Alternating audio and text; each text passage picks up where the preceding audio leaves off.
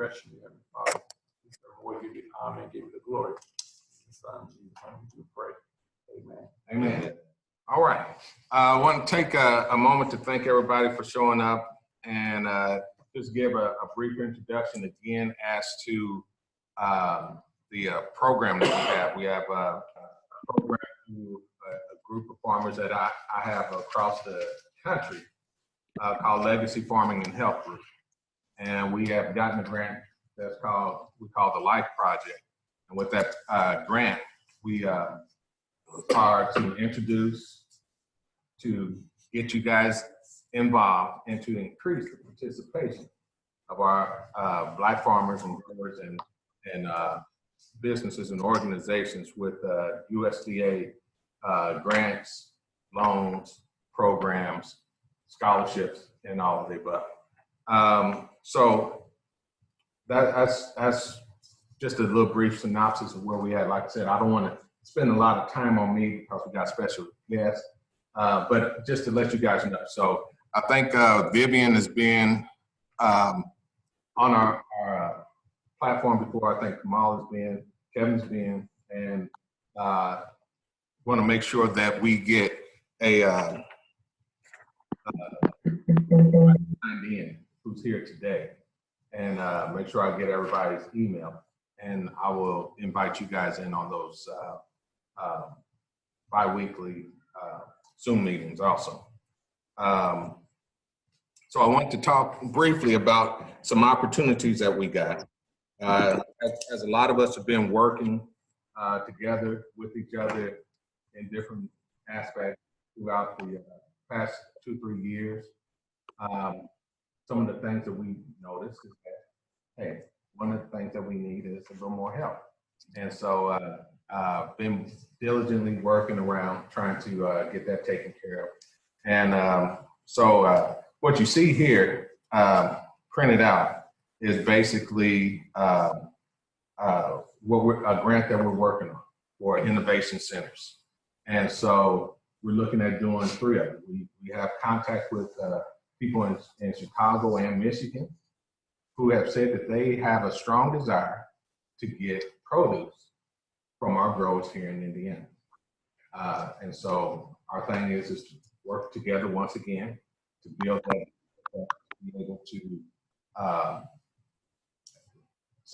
make a supply chain from down there in southern Indiana where I'm at, up here to Indianapolis, up to Chicago, and even to Michigan.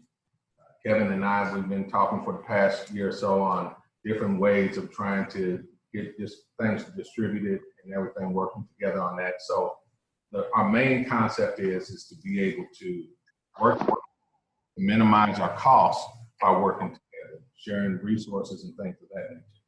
In Chicago, there's a program up there that I've been working with for the past couple of years who have young men who've gone through a horticulture program, but they don't have any work.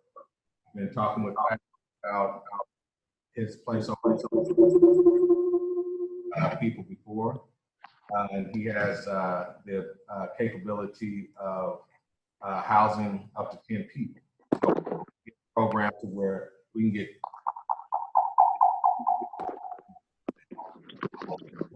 in the farming area to be able to grow, to be able to help us weed out. Because I know that with a lot of the ladies that we had last year, there wasn't enough muscle power to help them out. And we all know farming is not easy work, even for the strong. It will wear you out. And to try to farm, to try to weed, and to try to market and everything else at the same time, we all hit that burnout, crash and burn last year. And so that's part of what we're trying to do is to create an environment to do that. So we're working on trying to put together something to where we're going to bring people in, be able to house them, get them paid. And their thing is to be able to float around. We'll create a flow for them to be able to hit all the different growers and stuff that we got to help them out, to ease that from us. Also to be able to help us harvest and to be able to take it to market. that's one of the things that we're looking at doing also, is to create a different farmers markets to support the ones that we already have and to try to make them on a consistent basis. One of the things that I've heard from other communities and stuff is that if we all have them on the same day, and I know that doesn't seem right, for there to be one on the west side of town on Monday and one in the central part of town on Monday, one on the east side of town on Monday, and south side and north side on Monday. But the thing is that if everybody knows that's the day for the markets, it doesn't matter where they at in town, they'll know where to be able to go and do it. And that helps us with our supply. We can help each other out with the supply. And it saves us from being burnt out at the same time. And then we're also extending to Chicago with the market and stuff that they'll be wanting up there. We have a gentleman in Fort Wayne who's also wanting to work with us, as well as Michigan. I have an ongoing meeting with them, which will be March 3rd in Chicago, where all the folks from Chicago and Michigan are going to come and want to kind of have an idea of, who we have and what we're looking at doing. Yes, sir. Sharana had a meeting last week.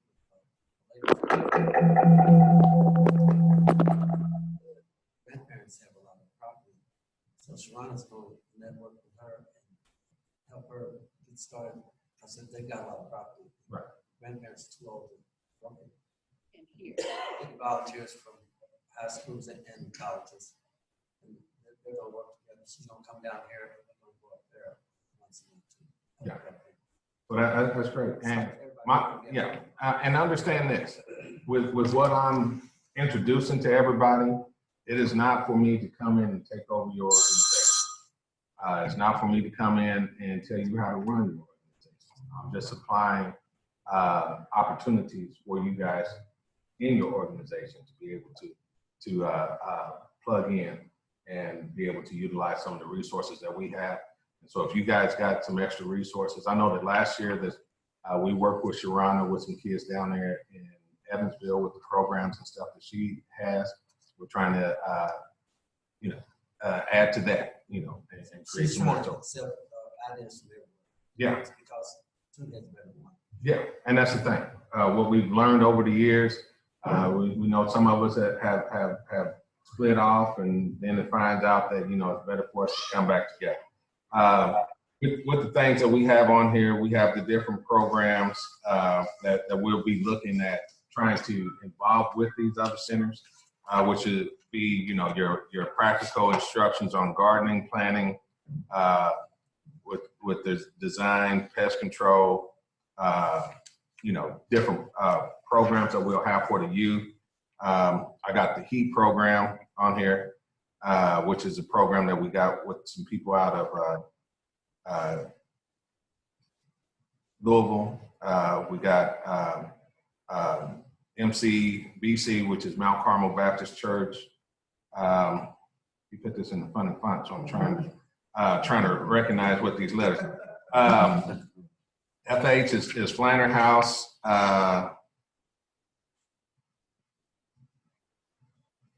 Don't feel bad. I'm trying to figure them out too.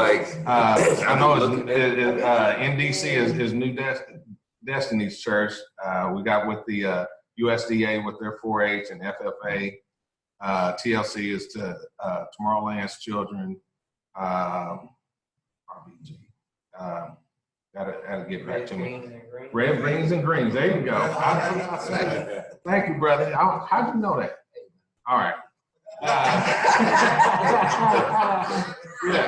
1890 programs. And some of the things that we'll be doing is things that we've been doing, which is the cooking demonstration, the CSA programs, farmers markets, and it talks about our community partnerships, which is Legacy Farming and Health Group with the Life Project, USDA 1890 School. So we do have some colleges, and this is what our ultimate plan is, to be able to take them from the young kids like we have in here all the way up through college, so that we can build this to the point that we are able to sustain ourselves, not just here, but across the nation. We got contacts and things with people in all the islands so far. We got them in Ghana, we got them in Israel. We got a bunch of folks who are wanting to tap into what we're able to do. And so that's part of what we're trying to put together. And so, you know, some of the different things that we got are listed on there. And then it just basically tells on what our thing is, what our ideal, and we just called it a Sankofa project, which Sankofa means to go back and retrieve that which you left behind.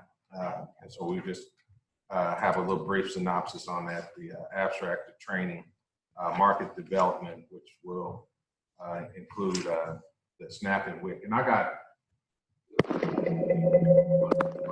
all in this, and this is just to give an overview of what these things are. So that's basically what I have to be able to show what you guys can get with me afterward, but I want to make sure that I leave time for these individuals here. So if you got any quick questions right now as to what I just talked about, I can answer a quick one, or you can just go ahead and write it down and get with me and we can discuss this a little later. Can you hear me? What's that? Oh, you can hear me. Yay! Yeah, you got an echo now. Okay, that's because I got my cell phone. Okay, so I didn't understand what the one gentleman had said. Let me back up so we can avoid this echo. Yeah, mute your computer, and then your phone should be fine. Hold on just a second.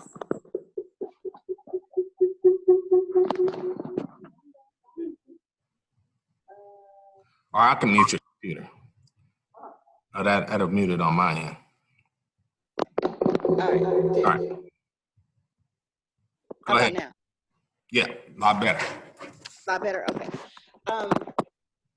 What was I didn't hear the question that the gentleman had asked, and I didn't. I wanted to know what. I guess I didn't understand really. If you could send me the synopsis via the email, then I can follow along, so I'm not so lost. Yeah, no problem. And I'll send that while we have our presenter doing his presentation. I'll send that in, and you guys can you'll be able to have it and look at it from there. And Sabeko, I'll send you one also. Your question? Oh, he didn't really have a question. It was more of a statement. Was talking about how they had someone that had come and had some property that they wanted to have farmed and stuff, and that they had some individuals from the high schools and stuff that they were wanting to work with to do that. So so that's it. My thing is basically for us to be able to come together and to work that. I know that with Flanner House, they have folks out there, but we all can always use a little extra. So, Sabeko, you got anything?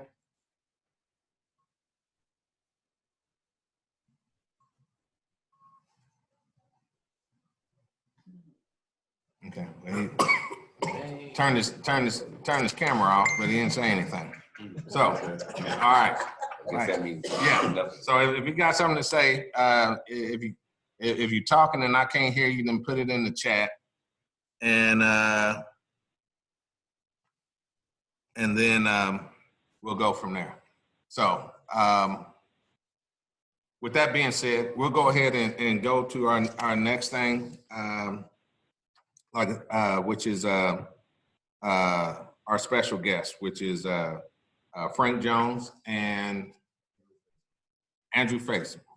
So, and I'm gonna send you guys a couple things while they're talking. Thank you. All right.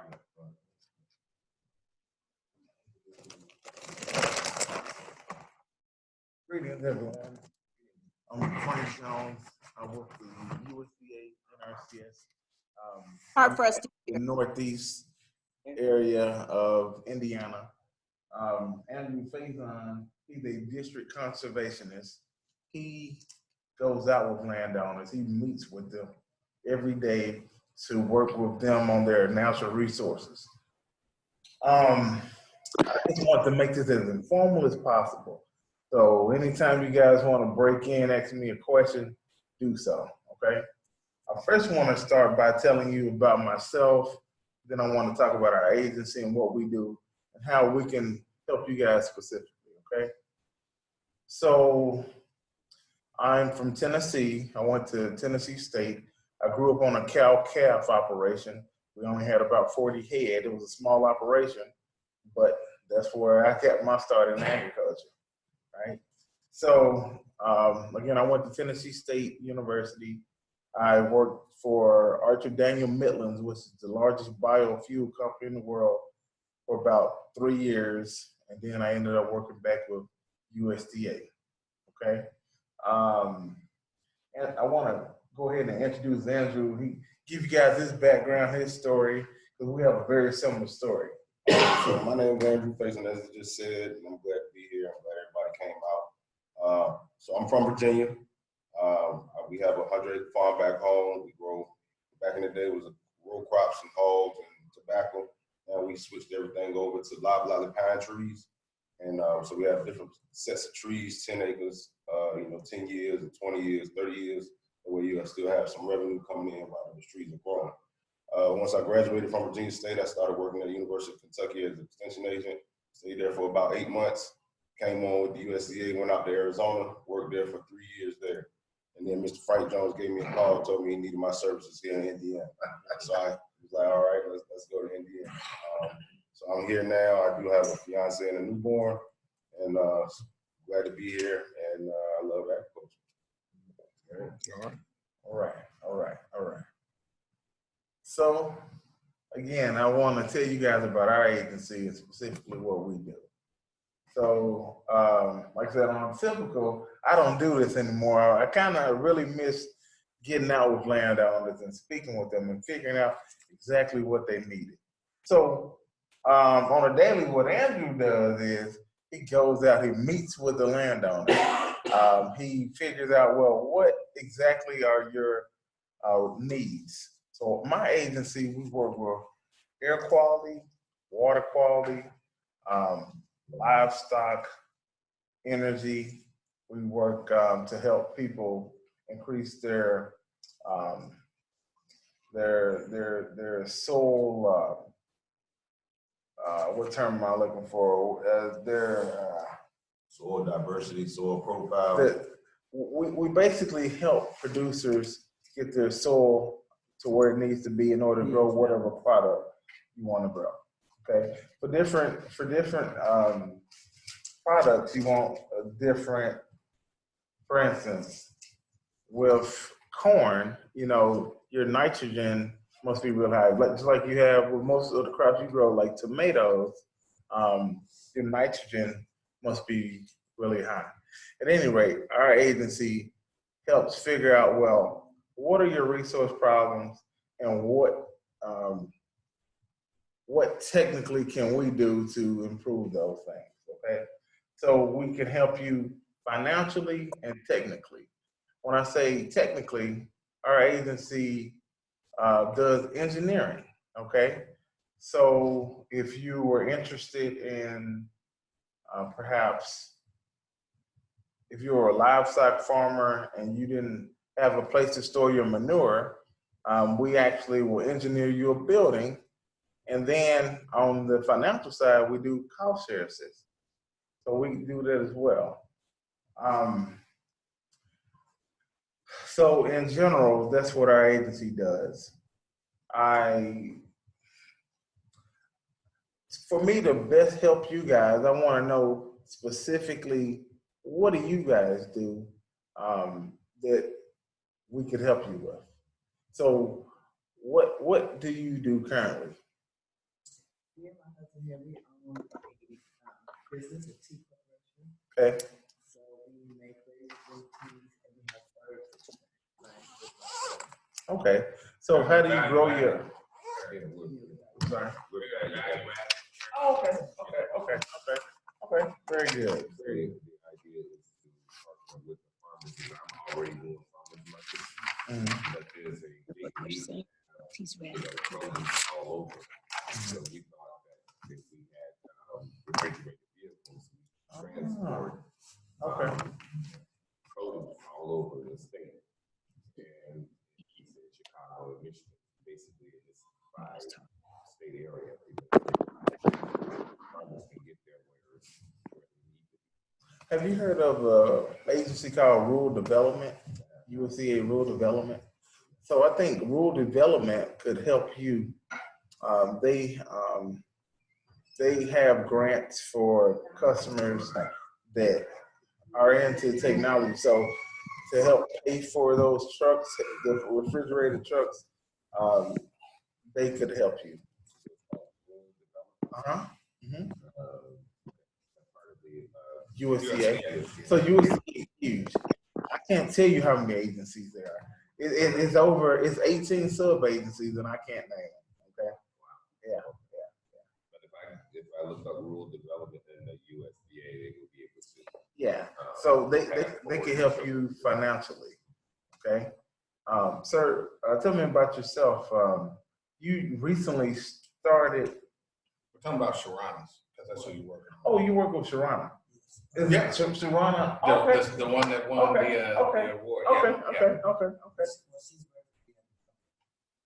I was with Shawana's aunt for 25 years, and she's that's the young November. Okay. So the people work about that.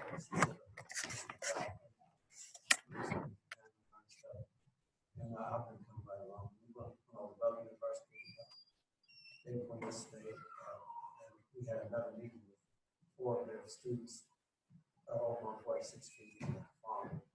And they're going to be helping us time to time. Okay. But they set up schedules. Matter of fact, we have a meeting and it's a chip in. She says she's going to charge $50 for fundraiser. Okay. And so, we're contacted by different ones, what's that? We went to a meeting out in Speedway. I'm trying to think of the name, Oak Street. She's connected with them. She does food demonstrations and actually puts the food in. That's the same citizens. Now, matter of fact, I live in the same citizen building on Biscuit Road. And this morning, I gave our information to the ladies in charge, and she's going to have Sharona come out there. Well, one thing about Sharana's operation is my agency was able to assist her on was this thing called a high tone. And what a high tone. Mm-hmm. And our high tone is basically a greenhouse. Okay. So you use the high tone to extend your growing season. Okay. We can pay up to $8,600. $8,600. Thank you. See, he's in the field now. He knows the numbers. I know the spec. Yeah. So by everyone here within the USDA, we call it being socially disadvantaged in an African American. Therefore, if you apply, 9 times out of 10, you're gonna get funded, okay? So that's one other thing that's important to know, all right? We're able to, in fact, your payment will be about 10 to 15% more than anyone else that would apply.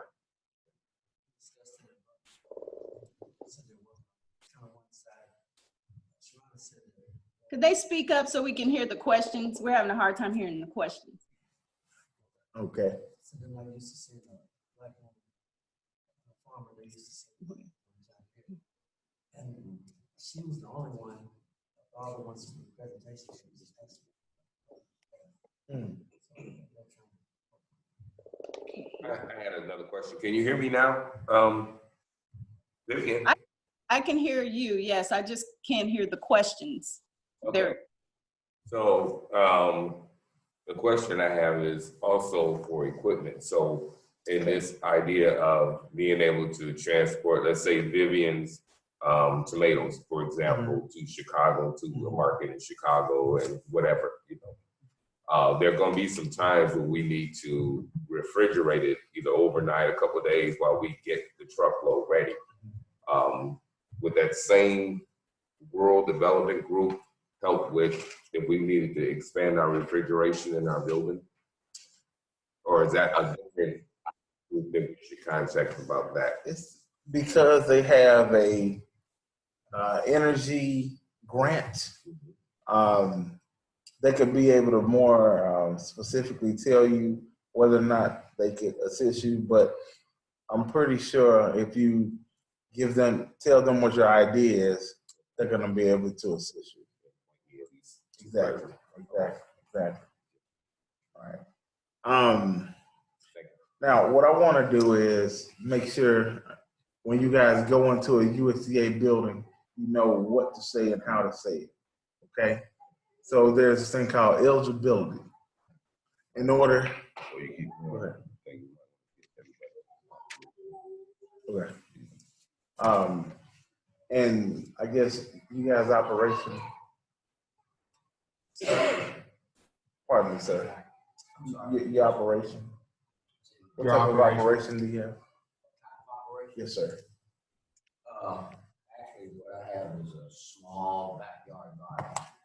My vision, however, is fueled by the experience of retail and food for something about having a small backyard garden. low income, elderly, close the doors, stand up, not get food, came back trying to promote the concept of that. And we raised enough food. Well, Business and commercial. the young lady that he works with, what she did was, because she didn't have any ground initially, what she did was, there's a company. I can't think of the name of the company. Monarch Beverage. Monarch Beverage. Thank you, ma'am. She was able to go speak with someone within the company and say, hey, you're in our community, okay? We want to do, she said, we want to do this for our community. And she was able to convince them to donate the ground that she could then utilize to grow their fruit and vegetables. And so from there, you know, so if you have the vision, it can happen. 72 years old, I'm not trying to farm, it just saves a life. What I'm trying to do is work with other people, their capacities, their gifts, skills, I see. enhance their individual efforts, and then link those individual efforts to look like a network. Yes, sir. That supplies the food necessary. Yes, sir. You know, that's really the role that I play. I probably can do more than I do in my backyard. Yes, sir. So, just want to be clear about what I see my role. Yes, sir. Being is to help to glue individual parts of the puzzle together, so we end up with capacity to be able to feed, especially those that have least access. Yes, sir. To good quality. Yes, sir. That means somebody's calling in. Ma'am? You need to switch them to your phone. Okay. We are Green Thumb Road. We have about how many kids? About 25 kids that we work with. They are mostly family and extended family members, actually, but and they range from age 4 to 18. We've been doing it for, it's our second year. Third, this will be our third one. We initially started to teach our kids how to feed themselves.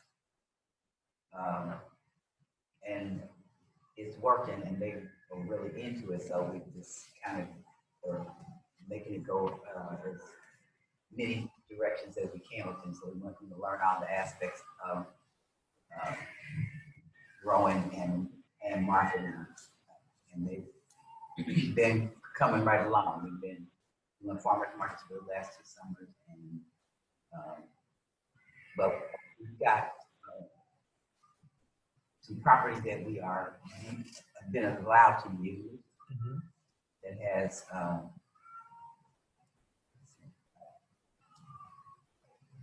40 beds. We have a lot that we kind of own. Well, one of our partners owns that has 20 beds on it. And then we have individual gardens at our homes as well. And my vision is to try to extend that to, there's, I'm certain you guys are not necessarily, but you may have heard of Robert Settlement, which was one of the first Black settlements in Louisiana. The people, Robert's family still owns the land that Robert Settlement's on. It's up on the other side of Noblesville, kind of just a little bit north of Indianapolis. And they still own it, but they're not really doing anything with it. There's one building I think still left on it. It used to be the church or the school or back when the settlement was actually in place. But I think if we were to, I want to approach the family about allowing us to perhaps use that room, since it's just sitting and they're not really doing anything with it. They have family reunions there, but that's about that's happened there. And it hasn't been made like a national or historical site. It should be, but it's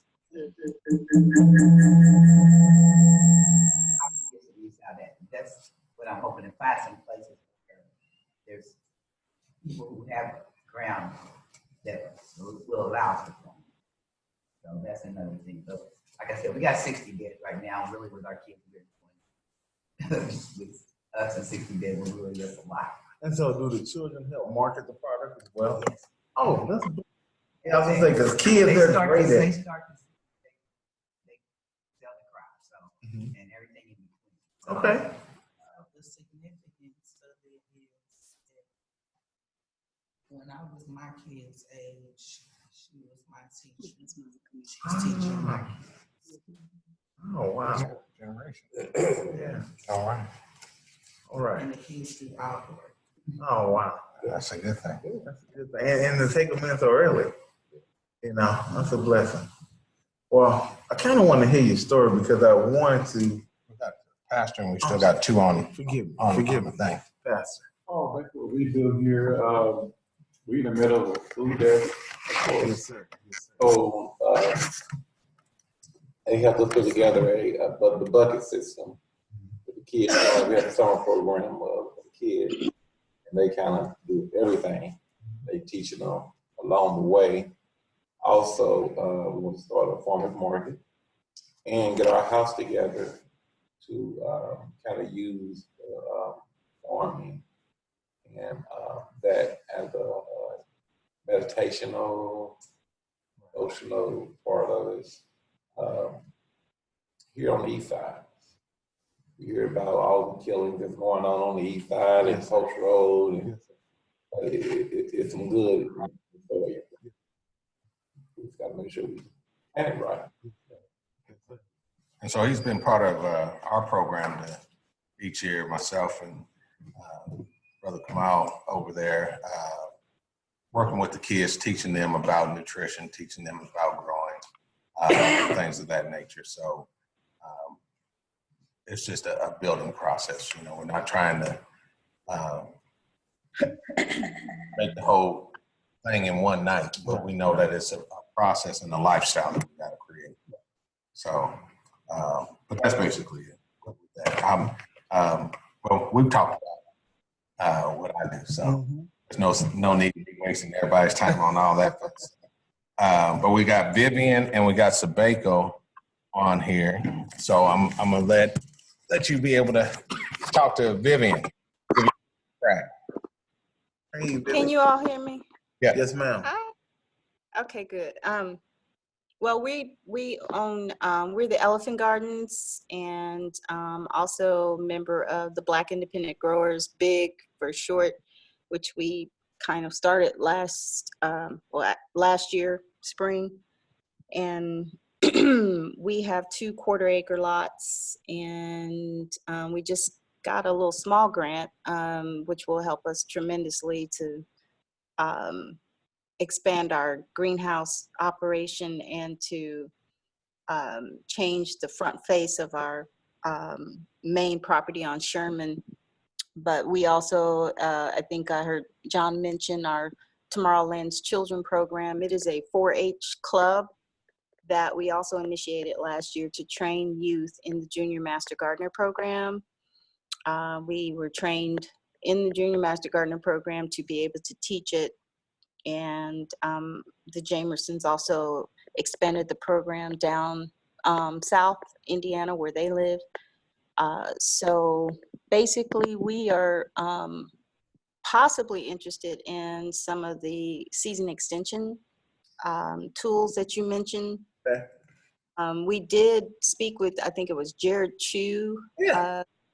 And for whatever, about the socially disadvantaged program, and he came out to our farm and he's like, "Oh, sorry, we can't help you," and didn't give an explanation, just kind of blew us off. But we like I said, are a 2 quarter-acre lot, so we're just farming on half an acre right now. Farmers market that we had last year, we're looking to modify to have it on a weekly basis, but with more partners involved so that the responsibility of the whole thing doesn't fall on the farmers.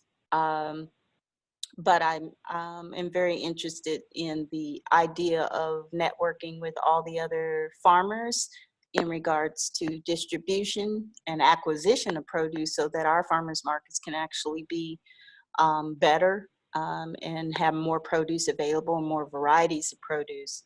But our main concentration this year is going to be on soil and being able to grow more nutrient dense vegetables. So our plan really involves less plants, but more nutrient dense fruit or produce.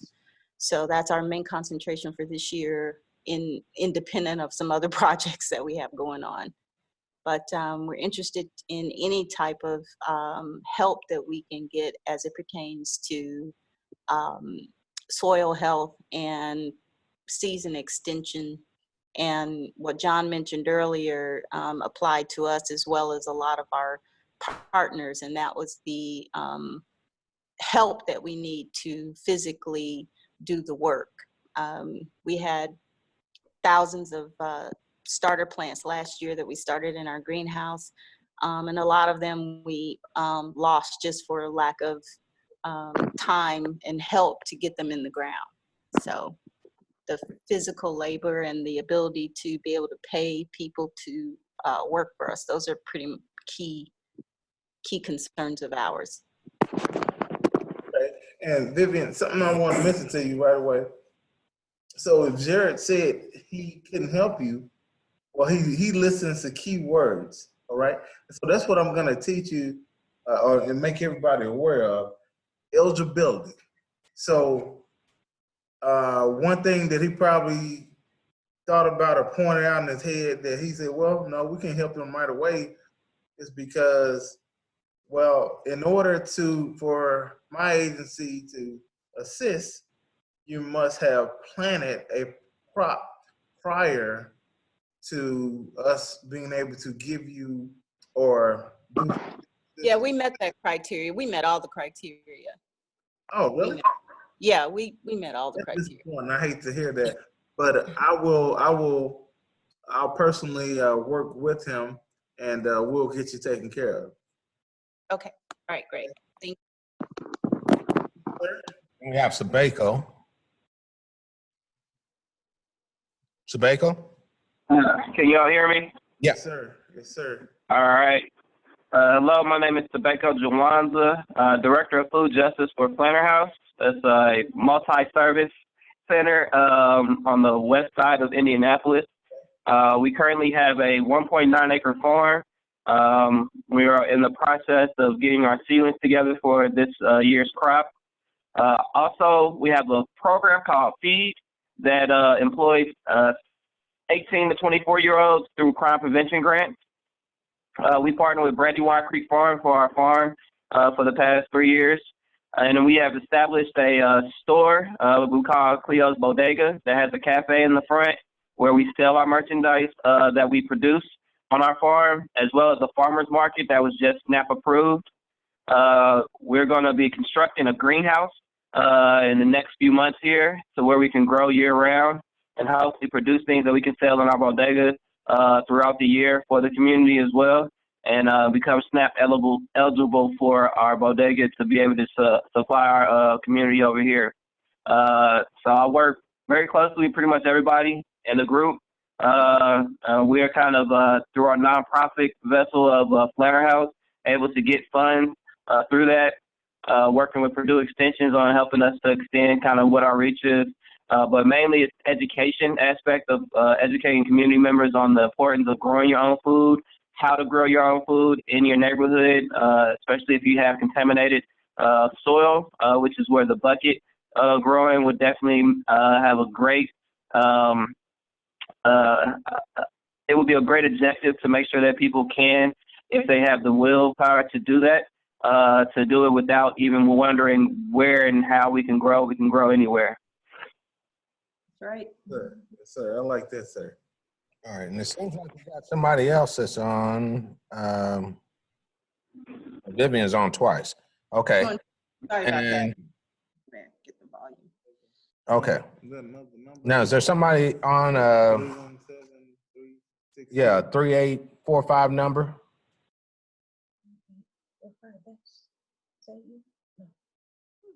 Last four numbers is 3845.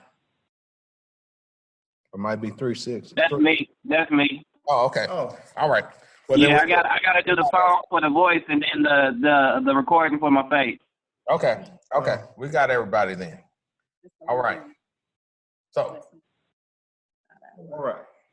So, what to do or what to expect when you walk into a USDA service center? Well, again, Vivian, I'm sorry you went through that experience. Okay. We'll get you taken care of, though.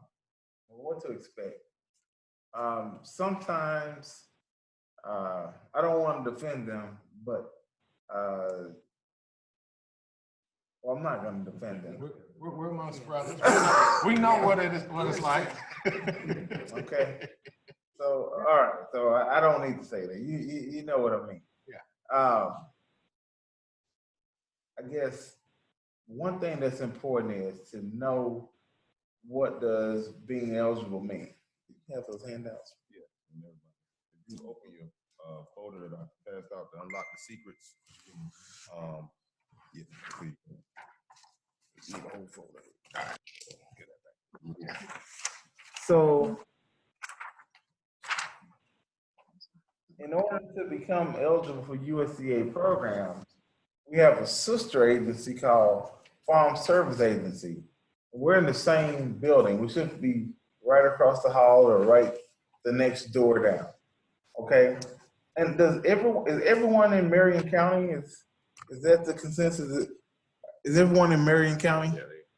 Yeah, Yes. So Jared Chu will be the district conservationist that covers Marion County. I'll get you guys his contact point and let him know that I'll be monitoring or looking, you know, if you guys do apply for our programs, okay? Farm Service Agency. And this is, again, one of those sub-agencies of USDA. So basically, you will walk over to Farm Service Agency and you'll have to complete these forms. The first form is called a 1026. All it means is a highly erodible land conservation determination. There's a lot of words that means little to nothing, okay? All it means is you have to fill the form out. You have to get a determination. That's it, okay? It's this is a part of the 1985 Farm Bill that was utilized. It's basically talking about if your ground is rolling, okay, that you will protect the soil, because erosion is truly important, and it's very, very important that you protect the soil from eroding, because if you look at it, in the Midwest, we're very blessed. Our topsoil, is very rich in nutrients, okay, because you see that dark soil, and that's what you call organic matter, okay. Down south where I'm from, because our soils are much older, okay, because in the Midwest, this area was all glaciated. The soils are much younger here. Down south, the soils are dark, a lot lighter. That's because their tilt is gone. There's not as much organic matter. In order to gain more organic matter, you have to plant certain vegetation. But at any rate, that's not where I was going. So again, this 1026 form is only a form, you just have to fill it out, okay? This 941 form. So you won't be eligible for USDA programs if you make over 900,000 gross, okay? So if you don't make over 900,000 gross, Dang, I just missed it. I wish I was there too. Okay, all right. So the next thing is, it's called a 901. And that's for entities. So most of you, what I've heard or listened to, are some type of LLC, limited liability corporation. I believe. Well, aren't you guys an LLC? We are. Okay. As an individual, you only have to fill out a 1026 and a 941. Okay. If you're an entity, you'll have to fill out a 1026, 941, and a 901. Those other forms, the Farm Service Agency isn't going to expect you to fill them out. So again, you come into our office, they're going to send you next door to say, hey, you're not eligible. Because not to say they're looking for a reason to kick you out, but they're looking for a reason to do less work, okay? So what you want to do is make that not possible, okay? You're going to have the information that you need to move forward, okay? So this is very important to know, to realize, okay? So that's eligibility. Yeah. Isn't there something that you can, like a timestamp or something, when you go in and you put in for these that kind of starts a ticker for them to let them to validate that you've been there and that you've asked for certain services? So there's a service request. Yeah. Yes, sir. Yes, sir. Okay. Yes, sir. There's a service request that you can ask for a receipt of service, okay? The receipt of service is a form that if you don't ask for it, they won't get it, okay? So it's called a receipt of service. If you ask for a receipt of service, they will then have to go into the system, log in your name, and the clock will then start to say, hey, this person came in, and other than that, you'll get lost in the trail, okay? So eligibility is truly important, because without being eligible, you can't even walk into the door and say, hey, okay? Now, in order to, go ahead. For value-added services of these forms, are there different forms for us since we don't actually own any land? Okay, so that's important. First, if you aren't applying for anything specifically, well, let me step back. In order for my agency to assist you, you have to own or operate land, okay? Because our agency specifically deals with land resources. And that's the reason why I pointed you in the direction USDA rural development. Yeah. So that's why I mentioned it. They'll be able to tell me what other forms.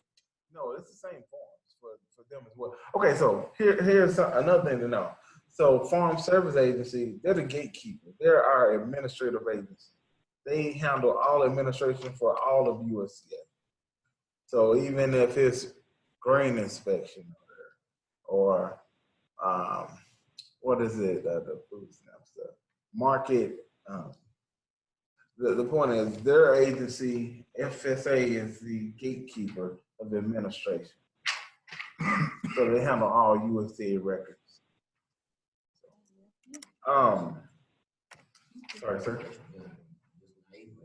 Oh, and don't raise your hand, just jump in. All right. Is given the phenomenon of I heard the urban issue, the phenomenon of gardeners. That's really important here in this. Is there a way to get designation with non-contiguous property collection anywhere on the horizon or anywhere in the eligibility criteria to receive assistance on food and with the intent of one getting volume and with the intent of work? I'm glad you. Work Go ahead. So, I've in Arizona, I was the urban agriculturalist, and since I was in Phoenix, I was dealing with some of the same issues that I see here in Indiana.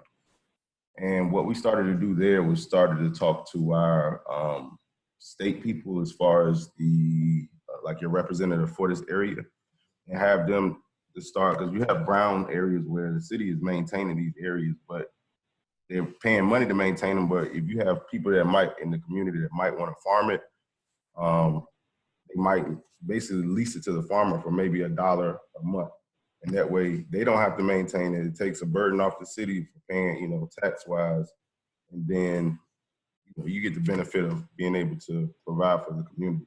Now, it is a lot of hoops to jump through, but I can definitely get you more information, because in Ohio, they did that. And they were successful in implementing high tunnels there in the city.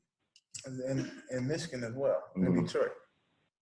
One of my close friends, his name is Andrew too. I call him Andrew. What's Andrew's last name? Solomon Andrew. Is his name.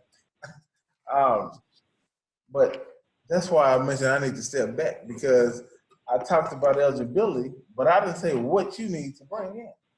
Okay, so if you are getting your eligibility, I told you about the 2 forms you'll have to sign. But what you need to bring in with you is either the deed to the land or an operating lease to that land. Whoever owns the ground, they would then have to basically write a Word document saying that I give you permission to participate in any NRCS practices, implement any engineering to complete those practices to be enrolled in the program.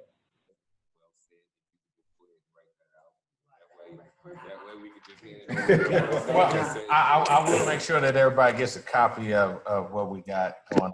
So you guys, yeah. And I tell all my producers that if they don't have a deed, or if they have a lease, just go ahead and just, before you even get enrolled in the program, get that signed. And that way you don't even have to worry about that caveat when it's time to, everything starts hitting and running on the ground. no minimum size. No minimum size. Right. So when we use the term creating a farm, establishing USDA records, it means when Farm Service Agency goes in and draws a digital line around the ground that you operate. Okay, that's all that means. So the whole purpose of this eligibility thing is to create a farm. Okay, there's this GIS system that Indiana owns. The state of, does Marion County have? Yeah, I have one in Marion and I have one in Madison. Marion, I don't know. I think they have one here. I'm pretty sure they do. I don't know if they have an app though. I know Yeah. a couple of my counties. So there's this website. Sorry, we're talking amongst each other. So there's this website that shows who owns everything in the county. Right now, because it's public information, okay, you can go in and look under the GIS system and figure out who owns what, okay? And that is a system that Farm Service Agency utilizes to verify whether or not you are being truthful about the area that you say that you plan on farming. So I appreciate that question. Size of the grant based on your square footage of farmland? No, so our grants are practice specific, okay? So we have prices for each specific. Let's say you wanted to plant, let's say for us, let's say it'll be warm season grasses, and that's what essentially what you're saying. With that, we $890 some a acre, period. And for each practice, that's another thing I want to be able to. Does everyone have an email? Okay, I want to get all you guys' email. I want to send you information to make you more aware. But at any rate, so for each specific practice, the Midwest region, which consists of Ohio, Indiana, Wisconsin, Michigan, Missouri, we all have the same cost share. Okay, so that means if you go over to Ohio, same thing they're paying for a high tunnel is the exact same thing we're paying for. So yeah, good question, sir. We talked about eligibility, And we're going to talk about program. You're going to go on there. Yeah, I'll go on that. And to kind of follow up on your question with the grant, everything is paid based on either cubic yards, square feet, linear feet. So it just depends on what practices you're applying for. But it sounds like, you know, in this room, you'll be applying for high tunnels mainly. High tunnels are paid on square feet, which the cap comes in, which we talked about earlier, is the 8,600. Now you can go over that cap, you know, you just eat the cost that after the 8,600 that we pay, you would just eat the rest of that cost. Oh, this is something very important to mention. As far as how do you receive the money? So in most cases, you receive the money after you finish completing the project, okay? However, you can ask for what we call an accelerated payment. An accelerated payment, you can get up to 50% of the total contract right up front. But you must request this. And a lot of people, what they do is they go to companies. In fact, I had when I was the district conservation in Rush County, and Rush County is right by Shelby County. You guys know where Shelbyville. I used to manage that. I managed that for 7 years. But I had an African-American customer there, and he couldn't afford to pay for everything up front. And so what he did was he went to the company. Our agency actually has a form you can fill out to say, whatever payment I get, you can just send it directly to the company. And that's how he was able to do the transaction. And that's possible too. So I guess I wanted to make you guys aware of the different financing options.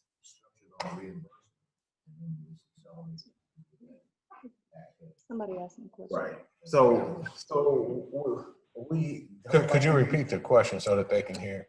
Okay, thank you. Thank you. His question was, is it structured on reimbursement? Am I right? And also, is it matching grant money? Because I was understanding that like on the high tunnels that you have to have matching grant money. Is that correct? Well, that is a false statement. So all of our practices we don't like to say reimbursements either. So our agency, they like to use the term, yo man, Andrew, you're getting old. It's not reimbursement, but it's cost share. Not cost share. Incentive payments. There you go. Incentive payments is the term. Okay, so ma'am, the term is incentive payment. So period, regardless of what you have, that's why earlier I mentioned $8,600. In fact, that was the price last year. I think it's $9,000 something now. But the point is, that's the price period that we give to everyone. Again, if you're in a certain category, you get about 10% more, which you guys will be eligible to receive more. But period, just like he pointed out, if it's a practice is, let's say it's fence. So it's cost sharing on fence or water pipeline. That's we'll measure it by foot. So that's $1.19 a foot, period. Regardless if you ended up paying $3 a foot for it, that's how much we pay. So you have to do economic analysis on whether or not you should enter into a contract with us or not, because sometimes it's not worth it. But I mean, some people say our standards are very high, but that's because of the liability things. But Andrew, I guess if you want to go ahead and go into the program or whatever you. All right. So, I guess everybody is kind of interested in high tunnel. I just kind of want to narrow it down. I don't want to really kind of bounce off of different things. And I think that they also will be interested in like the 4-H and the FFA. Value-added grants. Yeah. Okay. John? Yeah, value added. We heard you. We got you. So the value added, that would be through rural development. Once we get everybody email, we can look up, and send you some information on that and get you in contact with somebody with that. As far as the 4-H, that would be with the extension. I'm not sure who the extension agent is in this county. I'll get that information out too. I'll get that out too. So because that's one thing to realize. A lot of times when people think of USDA, we're all one big category, but that is not how we are. In fact, that's why I mentioned earlier, there's so many different agencies, and I can't even name them. I work for the people, okay? But I know for the public, when you look at that, it doesn't make logical sense, And when you say for 4-H, what about 4-H? We should all be connected. We should all know about each other, but we don't. That's just honest to God truth. So, but I can get the contact information for you, and I can take care of that. So added value, some contact information for rural development. Purdue Extension would be for 4-H, and that county agent for this agent. Now with Extension, I will tell you this because I do have a background in Extension. They do have different areas. They have an ag and natural resource. They have a 4-H person. They have a horticulture person. So definitely tap into those resources because those are available. As far as our programs, I think everybody in here will probably qualify for EQIP. And EQIP is Environmental Quality Incentive Program. And I can let me know if I need to slow down. Sometimes I'm a fast talker. So, does anybody have acres? I do. You do. We're not here in Indiana. It don't matter. It don't matter. Okay.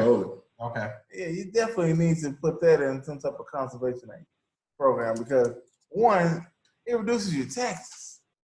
Okay, and two, you can get payments on it.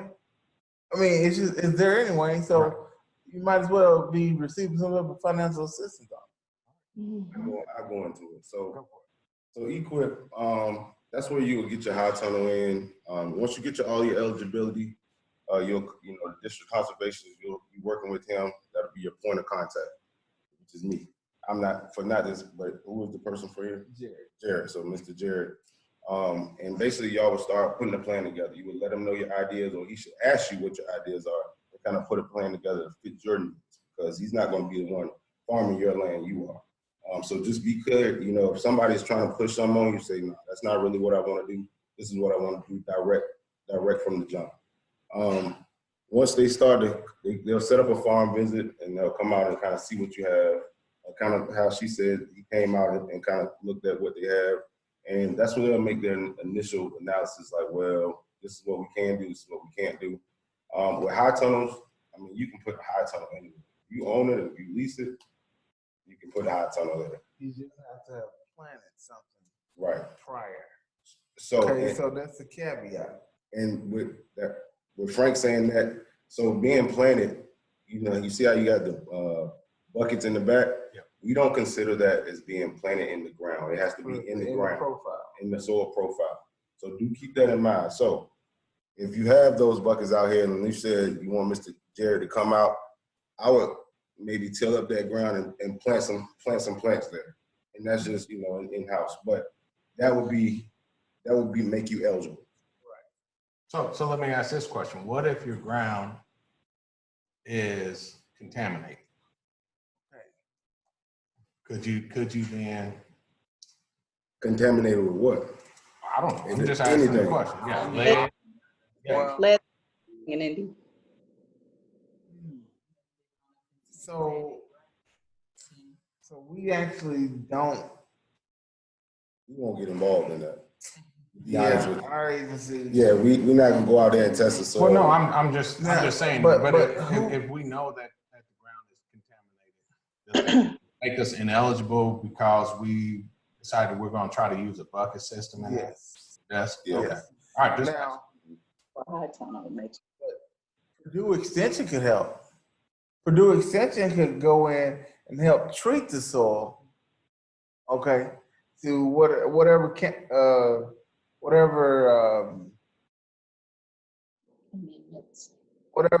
the source of it is, if they would treat it and then eventually get your soil back to a usable soil. Pull it out, or we would have to. Purdue Extension, they have done that. We can still just go out there and just Yeah. plants in the ground and That's it. That's the caveat. That's how to get your foot. we just won't eat that, but we'll do what we got to do. But we offer much more. You do. You want to? Okay. So we'll put a plan together. We'll basically go through our 9 steps of planning and start with addressing. You know, if you say you have soil erosion as an issue, we'll try to figure out what can help you out in addressing that issue. If you have soil health, you know, you need more organic matter. We'll try to help you address that issue, and that'll be the steps of planning that we'll kind of go through.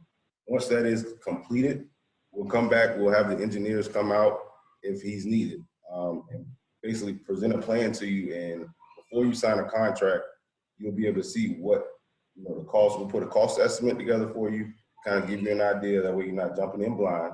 And then we'll ask you, does this plan fit your needs and do you like it? And then from there, that's when you sign the contract and now you have a conservation plan. I got a question. Yes, sir. What if I sign a federal contract, I want to do this high tunnel, and then I don't end up getting it complete? What happens? If you don't end up getting it complete, let's say something happened and you need an extra year. You need to work with your district conservationists. Let them know if you know you can't get it completed. Tell them, like, look, I might need some extra time. Some things came up. I need an extra year. Is there any way we can extend this to another year? You can do a modification. If somebody tells you that you can't, you can. Now, if you go past that 12 months and you don't have anything completed within that practice, that's where you kind of get a little discrepancy of being in compliance. But as long as you communicate with your district conservationists and let them know, I need an extension, they can give you an extension. So don't feel shy to ask for that, because it is in place. Now, we don't like doing them because it's extra work. I'm gonna be honest with you. But we can do them. Now, but the point I want to get to was, what's the worst thing could happen? Okay, We have so- to pay anything back? So the worst thing that can happen, let's say you don't call nobody, we've been trying to get in contact with you, we sent messages to your house, we sent you mail, you still haven't gotten in contact. You can actually come back and get the funds back for the time that we put in on doing the work. We would charge you even though you pay taxes, we would end up charging you as a customer for, we call them liquidated damages, okay? So if you get into a contract, okay, make absolutely sure, hey, I have the people necessary to help me put this thing together. I've already looked at a company. This is where I'm going to order this from. This is how much it costs. I already know that information. You don't want to get into a federal contract not knowing all the information. In fact, we have a continuous sign up, so you can sign up at any time. So therefore, the money will always be there. But you don't want to make a mistake in signing a federal contract and not moving forward. I just don't want that to happen.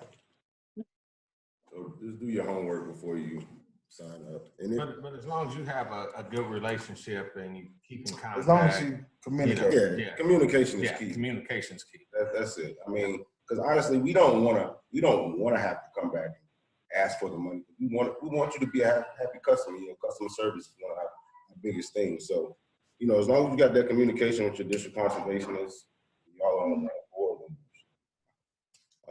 But I'm glad you did point that out. So it sounds like this is Yes. It has. I'm working on one now. Oh God. Yeah, I don't like it to happen. Now, let's. I'm hearing what you said. We all are hearing what you're saying. So that means you probably have a flow chart or things to make sure you stay on track. Like, for example, just use me as an example. So if we had land and we were going to get we called it a high. We're going to do that. We should already have contacted the guy or the company is going to make it, how much it's going to cost. I would think you would have all those different steps so we can kind of go check. So we can, for us who've never done this before, we can have a checklist or something. I would assume you have that or something similar. That is a good idea. That's a great idea. We need to put that together. We should. Just trying to help, guys. That's right. Be sure to get your commission off of that. Well, because you emphasize it, so that's telling me that I don't think anybody gets this far and wanting to fail. Right. So there's going to be some failure, obviously, but if a lot of it is you just don't know that did X, right, in order to keep you from screwing yourself up. Right? Now, with that said, there are some things are out of your control. Okay, if there was like a financial, let's say you end up saying, well, I'll give a good example. Okay. Myself, I got injured, messed up my back and my shoulder, and so fortunately, I got a son and everything else that can still do it. But if it was just left up to me to be able to go out there and do everything, I can't bend over and pick up stuff. I can't lift all this stuff up anymore, all the stuff in there. So that would be an injury that would prevent me from physically doing it. Therefore, that's a medical release. So therefore, all I do is write a letter to say, hey, this happened to me on this date. I can't perform that task.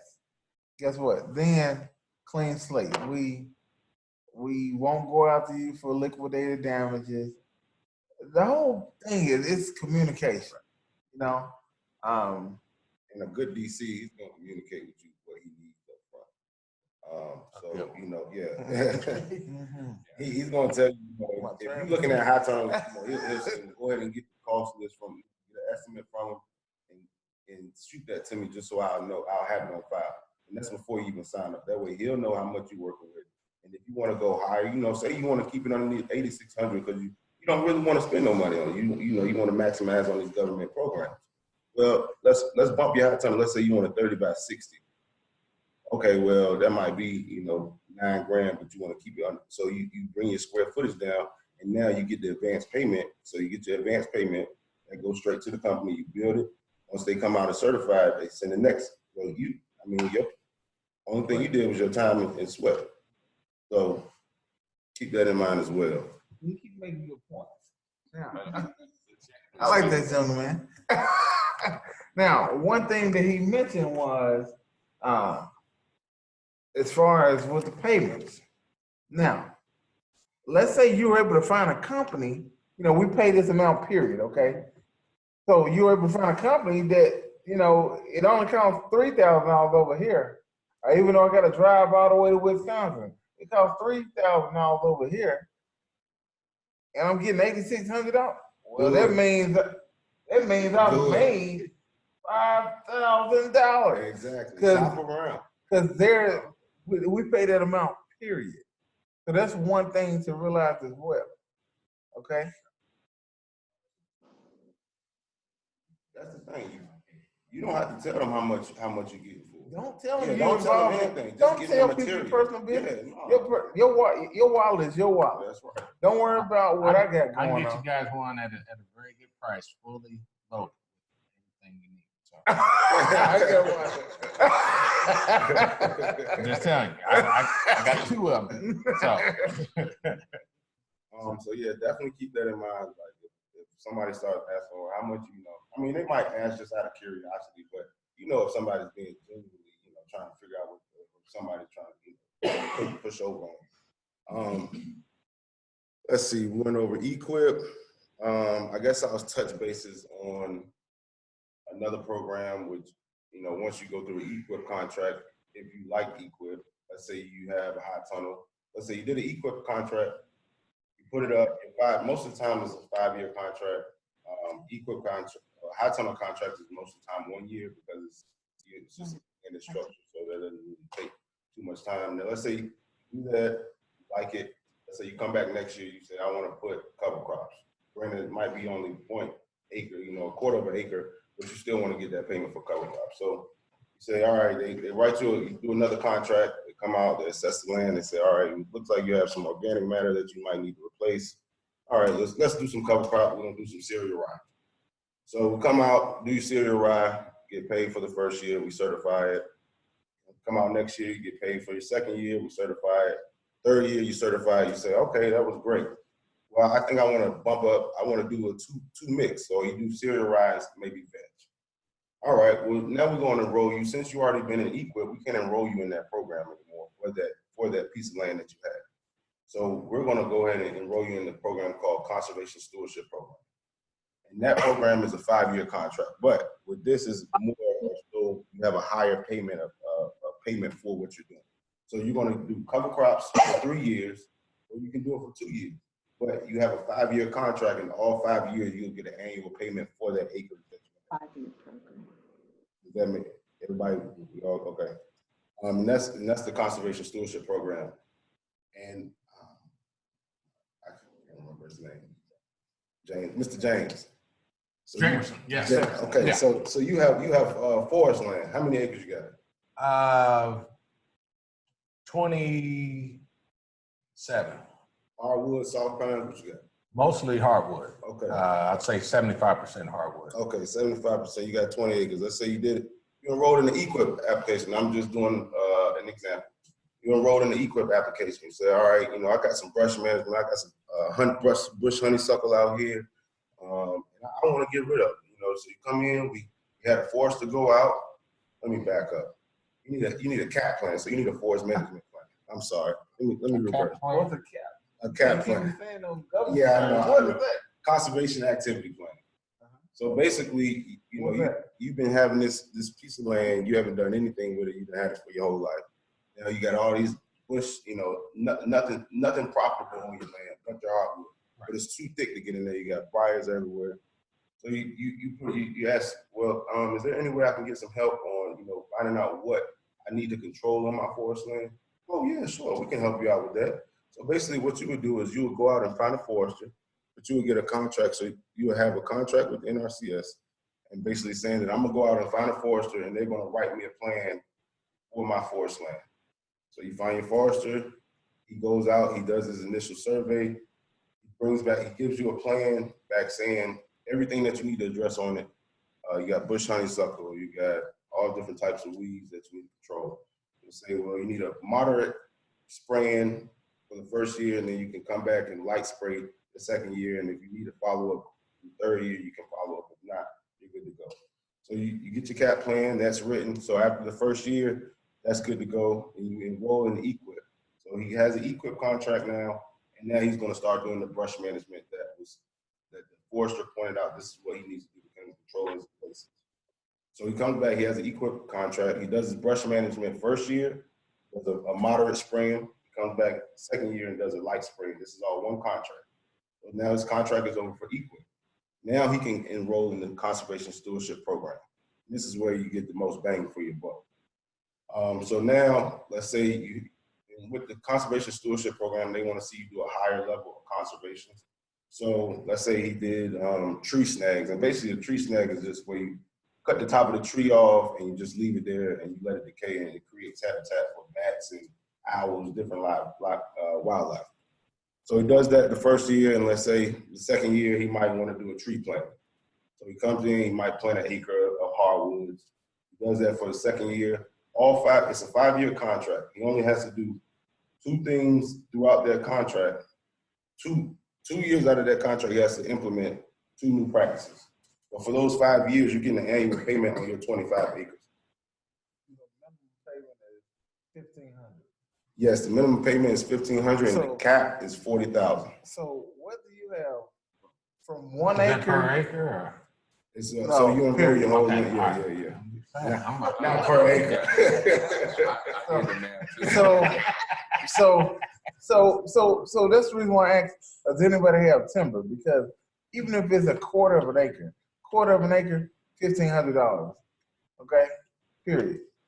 So that's the reason why it's really important that we know the rules to make this game a little bit even. You know, they've been getting it for years, since the 40s.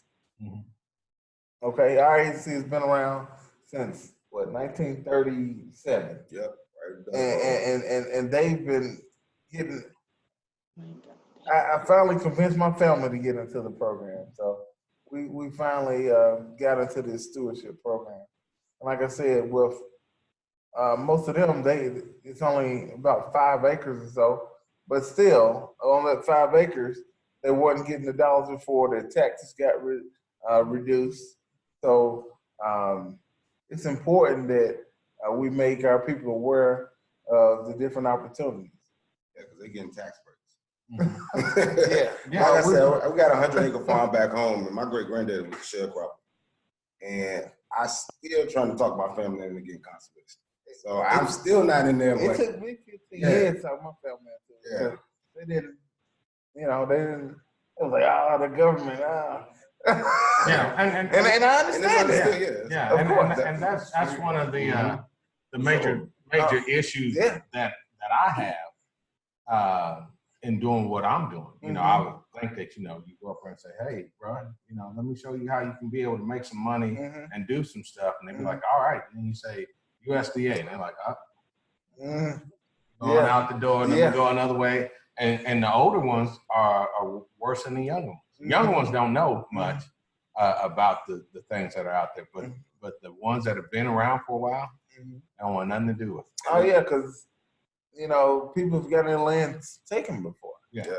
In the past. So that's why I said good district conservation won't steer you wrong. And it really does go to leadership. If you got good leaders, trying to help out, they see what's going on. I mean, they can kind of direct you in the way you need to go and make sure, you don't kind of fall into those traps.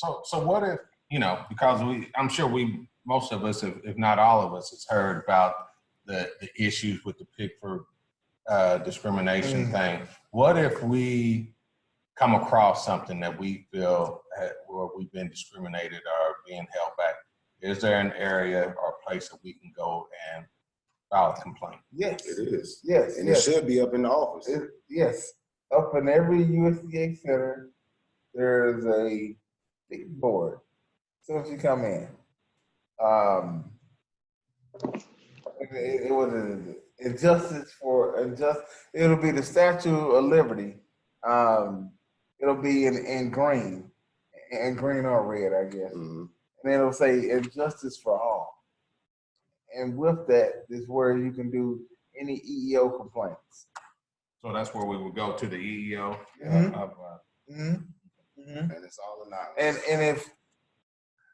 And to be honest, I wanted to bring cards so bad.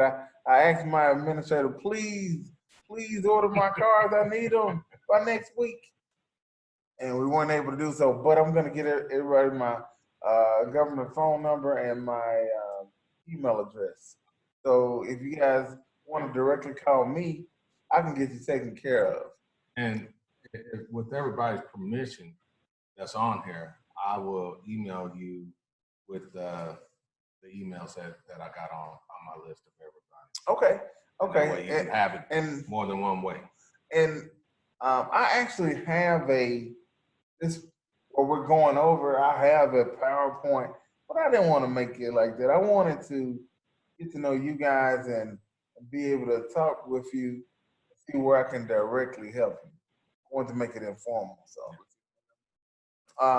That's a good question. I can give y'all can, I'm not the district conservation. I work right on. My work cell is 765-618-8882. Could you repeat? Yes, ma'am. 765. Yes, sir. 618. 218? 618. 618. I'm sorry. Go ahead. 8882. Thank you. And my name again is Frank Jones. My government cell is 260-205-6141. Again, 260-205-6141. Now, they didn't get your name. Andrew Faison. And you spell my last name, F as in Frank, A as in Apple, I as in Igloo, S as in Sam, O as in on, and N as in Nancy. It's French. You said it's French? It is. Faison. No, that ain't That Creole girl. It sounds good though. I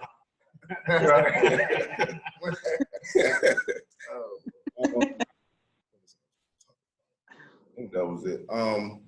You've been working with folks in Ohio? Yes. Okay, so you pretty familiar with what they kind of got going on and how they kind of got the high tunnel initiative started there? Yeah, matter of fact, I went to the NRCS convention that they had in Atlanta for the Black employees. We were supposed to go, but something happened. So my supervisor told me I couldn't go. I had to stay here and work. So, Mr. Jones. Oh man, don't listen to me, man. But yeah, one of the ladies that was from there, she did a presentation and explained some of the things that they had done, and how they, because with our high tunnel, that was one of the issues that we had was, they gave us the okay to be able to do things in the city. The city went up there and didn't have any ordinances or anything else. We went up there and put things up. And then all of a sudden the city's like, hey, time out. Hey, we got a problem here. We don't know if you can put that up. And so we had to hit the brakes on everything and had to deal with that. And so we were. So it's more of a city ordinance? Yeah, well, it's a country town. And the thing is that 2 blocks away, they got like 5 or 6 high tunnels. Now, what was their reasoning? Were they saying the fence was too close? I know sometimes you have to build it a certain width away from the fence. We in Indiana. Right on. I'm in southern Indiana. Right on. Enough said. So, we got it worked out. But you know, it's everything that we tried. One of the main reasons why I go to Evansville, come to Indianapolis, go to Chicago or wherever, I have the least resistance. In the town that I live in, it don't matter what I do. 4-H, it don't matter what it is. They try to find a reason to trip us up. We were in the Master Gardeners program. They wanted to come up there and find reasons to have us removed from that. And What? Oh, hey, you don't know, folks. Man, you in Indiana, you might as well be down south. Yeah, no, see, you got to recognize that their capital is here. Yeah, so understand. There's a reason why somebody's in number 2 in the White House. So I know what capital you're talking about. Yeah. Okay. Yeah. Interesting. And how was your district rep for over here we had gotten a hold of Rainer. And that's how we were able to work everything out. It was due to the fact that we had had contact with him, and he was like, okay, look. That goes back to leadership. Right. Good leadership. I was in Indiana 4 years, only Black employee. And then Jerry came on, and we had Andrew. We got a gentleman from Texas now. A couple more people. So now you don't sweat as much, huh? Not as much, but I'm still sweating. Yeah, I understand. That's not as much. Yes, sir. Yeah.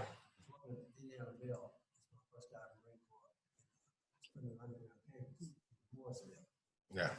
So we get our checks on Thursday. HID, I get the truck. I go to the bank. The woman's very words. We don't cash these checks. Yeah. You get it? Get our boss to go get we put underground cables, burner alarms, everything, stuff they need for the 12-hour shifts. That's what it is. And more recently, I transported out to places. So this lady wanted me to pick up her son because the regular driver got sick. So she described how to get there. She said, go down 65 to 46, 44, and turn right. When you get past the motorcycle club, it's a yellow flag. That's where our house is. That's right. I'm over there. Yeah. So. Yeah, and that's part of the issues that we have. There was a question that I had, but I can't think of it. You guys online, anybody got any questions to Baco? I think he stepped away for a minute. What about you, Vivian? No, I didn't hear what the last gentleman said, but I don't think he was talking about an experience that he had. Oh, okay. Back in about 2 weeks ago, wasn't it? No, yeah, I'm saying about 2 weeks ago. Yeah, it's still here. That's what I'm saying. It wasn't. No matter how long ago it may have been, I'm sure something very similar just happened. So, yeah, that's part of what we're dealing with, and that's part of why I'm in the program that I'm in, and that's why I'm making these efforts to bring individuals from. My hope is to be able to get somebody from each of the different departments of the USDA, but I've made good contacts with certain individuals. They understand what we're trying to do, and when I recognized that there was a Black employee NRCS conference, I'm like, okay, well, if they had to separate like that, then they understand that there's some issues there also that they need to deal with. And so that's why I went down there and made some very good contacts. One question, you mentioned, was it GSI or GCS? It was something in regards to system. Yeah, GIS. You can do have that Indy, I believe, but am I correct that it will show you all the available farm land in the city? I'm sorry, in the state? It'll show your county. Yeah, it'll show your county. So basically, if they have, it'll show the person who own it, and it'll Okay. probably give you the address as well. I know I've been up there a couple of times in my 2 counties that I work in, and I go up there all the time, and it's very helpful. So as it pertains specifically to land acquisition, what programs does the USDA have that might be helpful? Like say a cooperative of farmers wanted to purchase some farmland for the purpose of obviously farming, developing it. Are there any programs within your agencies that would help to actually acquire the land? Loans, or that's about it? Yeah, loans. Yeah, farm loan. FSA, Farm Service Agency. They have a phone loans division. And now there's a new farmer, Farmer loan. beginning farmer loan, but to meet the qualifications is very, very hard to do. Because it goes back to your taxes and how you have filed them. When you file your taxes as a farmer, there's a form called the Schedule F. And if you have not completed that form, when you do your taxes, you will not be eligible for that loan. Okay, so you just basically probably have to take out a conventional loan to be acquire land. Yeah. So. Okay. And like I was saying, I don't know, I don't know what they did in your situation as far as, Jerry contacting his connections and whatnot. But I think if you can get the city to kind of buy in on those brownfield areas where they're not doing anything with, it's a vacant lot, they still have to mow it, and maybe it's trash, I don't know if you might be able to put a system together. You have farmers like, hey, we want to do something with this, and we can make it look cleaner. We can better the neighborhood.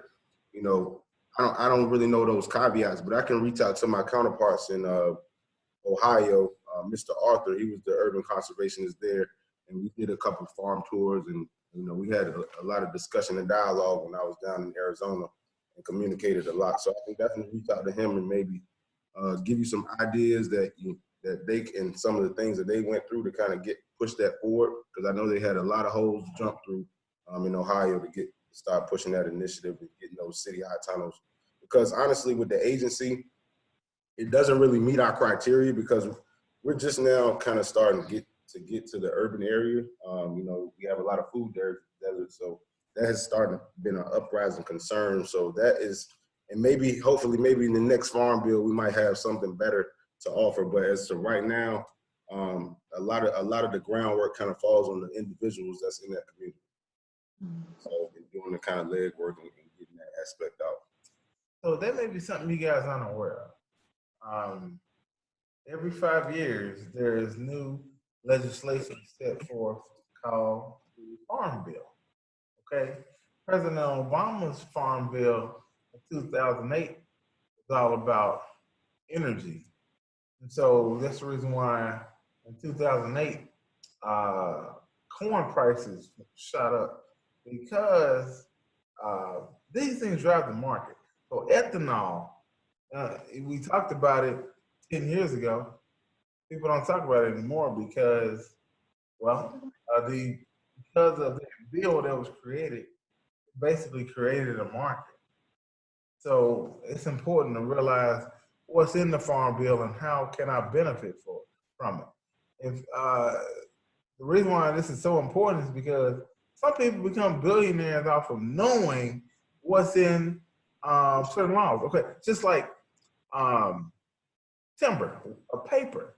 Do you know paper, you have to utilize timber to make paper, okay? Even though grass, how fast does it take a tree to grow? How fast does it take grass to grow? But it is legislated that we have to utilize timber because guess what? A lot of those people in Congress, how much timber do they own? They own, okay. So they're writing the laws, okay, to fix their pockets, okay? So you must know or research these things to get ahead. That's how they've been doing this stuff for generations. We have to be more aware. Yeah, understand how we need to be able to lobby to get things for things that we're interested in. Exactly. Yeah. Exactly. So when's the next farm bill? 5 years from now. 23. Yeah. So they just have one. 18. Yeah, that was the one that the big to-do was about last year because they didn't, well, yeah, it had the hemp in it, plus the fact that the government shut down and at the end of 2018. So the bill wasn't able to come out until 2019. And a lot of people were in a big tizzy about that because everybody was trying to figure out what was going to be in the bill and everything else. So there's a couple organizations people have tried to get me to join. There's this Indiana Farmer Organization is what it's called. And it's a group, they go to Washington, D.C. and lobby. And they're for small farmers. And they try to get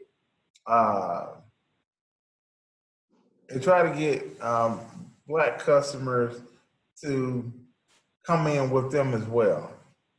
It's really big but where I came from, Rush and Shelby County. But these people go to Washington, D.C. and lobby for small farms and how to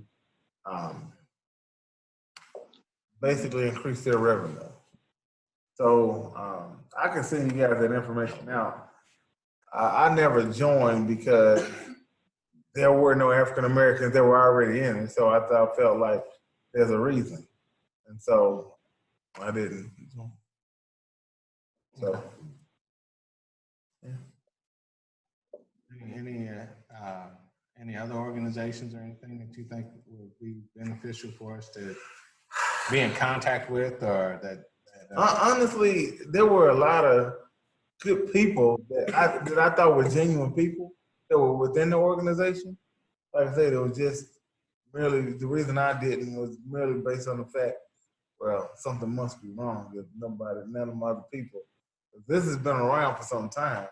Yeah, but you know what our percentage is, right? Right. Yeah. So I mean, it's going to be, you know, it was. I believe the lieutenant governor came and approached us 2 or 3 years ago. Shocked when they went to some little function that they had for minority farmers, and there was no Black farmers there. And then she said, you know, we don't have any Black farmers in Indiana. And it was like, well, I think there's a couple down there. So they, you know, made a trip down there to. We got connected with a few things. That's actually how I met the lieutenant governor. She had a thing for all of the students that were interested in agriculture, and I think Loud Station was there. What's the gentleman's name? Mr. Stanley. Stanley Madison. Yeah, he was there representing.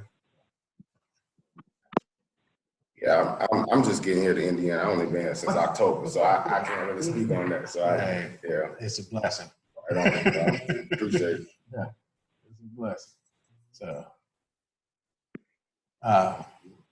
anybody else got any questions, comments, or concerns? All right. Well, I'd like to thank you, gentlemen, if you guys are through. Yes, sir. All right. Yeah, I'd like to thank you guys for coming out. We will, I'm sure we'll ask you guys to come back. I would love for you guys to be able to come back, because I'm sure that as we begin to implement a few things, there'll be more questions and stuff. Okay. And as I shared with you before, we have a bi-weekly Zoom meeting with people across the country that, you know, we'll have to get with you guys Okay. and set up a time. And we'd love to have you on that also. Yeah, definitely. Definitely. Anytime. Honestly, I want to know more about what you do because until I've worked in Iowa, Utah, Indiana, Illinois, and when I moved to Indiana, I had my first black customer, Matthew Easley. I don't know if you know Matthew Easley. Yeah. Someone does? Okay. Yeah. He was my very first black customer, and I was so excited. No. That's he was supposed to be here, wasn't he? Yeah. Well, like I said, I worked with him because he was my customer down in Rush County. So yes, ma'am.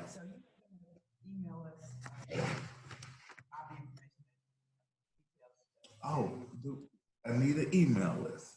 Yeah, and that's what I'm gonna send an email before we leave here to you, and I also have them all hooked in. I'm gonna put their email addresses in there, and then that way you'll have it, and they'll have one for you and everything else, and then we'll be able to connect with everybody and go from there. All right. So I like to do stuff on the spot because, you know, my mentor has shown me that if we go, 10 minutes after doing something, we'll forget it. So, so I try to get it done immediately. So with that being said, I want to thank everybody for showing up. And like I said, I got water up here for anybody who may want some. Vivian and Sabeko, you guys good? Yes, sir. You guys for being on there. I'll definitely have you guys on the list also.